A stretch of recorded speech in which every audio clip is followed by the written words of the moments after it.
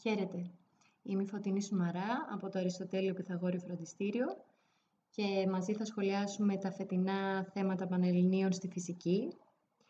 Φαίνεται λοιπόν πως τα θέματα φέτος στη φυσική ήταν αρκετά δύσκολα, όχι μόνο συγκριτικά με την περσινή χρονιά, αλλά και γενικότερα σε σχέση με τις τελευταίες χρονιές. Πάμε όμως αναλυτικότερα να δούμε το θέμα Α, ως συνήθως θέμα θεωρητικό, έτσι στο θεωρητικό κομμάτι.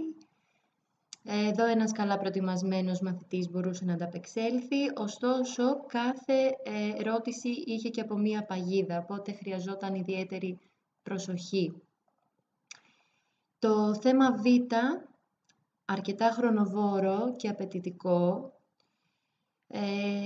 Εδώ, ως γνωστόν, οι μαθητές εξετάζονται έτσι, όχι μόνο στις γνώσεις τους, αλλά και στην κριτική ικανότητα που διαθέτουν. Το Β2, εδώ περισσότερη δυσκολία, συνδύαζε γνώσεις και οι πράξεις ήταν αρκετά χρονοβόρες. Το Β3 πιο βατό, 2 υποερωτήματα, εδώ το Α υποερώτημα πιο βατό.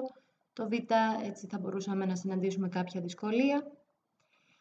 Συνεχίζουμε με το θέμα Γ, κύματα, βατό θέμα. Το πρώτο υποερώτημα εδώ αρκετά βατό. Στο Γ2 ζητήθηκε απόδειξη μετά από αρκετά χρόνια. Αυτό έτσι είναι το εντυπωσιακό εδώ. Και σίγουρα δυσκολία συνάντησαν οι μαθητές στο Γ4. Το θέμα Δ τώρα, όπως κάθε χρονιά, θα μπορούσαμε να πούμε ένα θέμα υπερπαραγωγή. Συνδυάζει γνώσεις, συνδυάζει κεφάλαια. Βλέπουμε εδώ την έκταση της εκφώνησης, αρκετά μεγάλη. Πολλά υποερωτήματα. Εδώ οι μαθητές έπρεπε να παραμείνουν ψύχρεμοι και να διαχειριστούν σωστά το χρόνο τους. Όχι μόνο στο θέμα Δέλτα, γενικότερα λοιπόν οι μαθητές έπρεπε να διαχειριστούν συνετά και σωστά το χρόνο τους για να μπορέσουν να ανταπεξέλθουν στα αρκετά δύσκολα και απαιτητικά θέματα της φυσικής για τη φετινή χρονιά.